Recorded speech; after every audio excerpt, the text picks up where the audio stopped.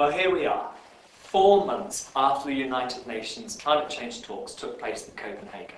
And I don't know about you, but lots of people were left really confused about what happened there. Cast your mind back to the end of last year. There were 2 weeks of intense negotiations. Some governments came out in favour of big emissions cuts, but rich countries were only prepared to do half the amount that they should. Hundreds of thousands of people took to the streets, there were candlelit vigils, there were government leaks, and the negotiation text kept changing right up until the last moment. And then finally, leaders from the US, China, India, Brazil, South Africa cobbled together a political deal in the final hours. Confused? Well, that's understandable. Things were such a mess at the end of Copenhagen that many of us were left wondering, where next? Where do we go from here? Well, let's see. At the Copenhagen climate talks, Oxfam was campaigning on 2 fronts. First of all, on emissions cuts to keep global warming below 2 degrees. And secondly, for money to help poor countries adapt to the effects of climate change that are already unavoidable. On emissions cuts, the world did recognise that we need to keep global warming below 2 degrees. But the thing is, no action plan was agreed.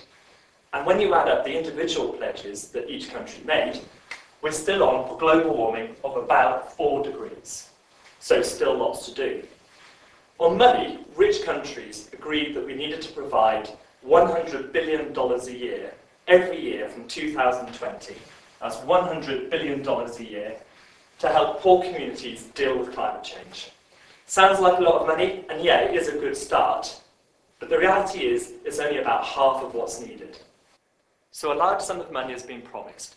That's the good news. But at the moment, nobody knows where this money is going to come from. It's just a number. We need to keep the pressure on this year so that number becomes real money. Money that's urgently needed for things like renewable energy so that poor countries can develop in a low-carbon way. For things like water harvesting systems and for irrigation systems so that poor communities can cope with ever more severe droughts. As well as making sure that cash gets delivered, it must reach those who need it most. And as women tend to do the jobs that are most affected by changes in the weather, they're the ones that are feeling the greatest pressure. In fact, in developing countries, women produce 80% of the food. It tends to be women who produce the food, fetch the fuel and water, and bring up the children.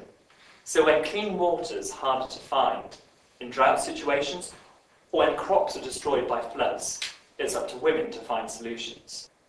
Checking that women are supported is one of the ways that we can test whether money for adaptation is reaching the most vulnerable. But governments must also ensure that the $100 billion is new money and not taken from existing commitments for other essential areas like health and education. And the money is needed year on year, every year. In 2010, there is a process to define how much money is available, where it comes from, and how it's distributed. Getting this right is essential to rebuilding trust in the international climate change negotiations. Final decisions on this issue can be made at the UN Climate Change Summit in Mexico this December. Right up until then, we'll be letting you know how you can keep the pressure on.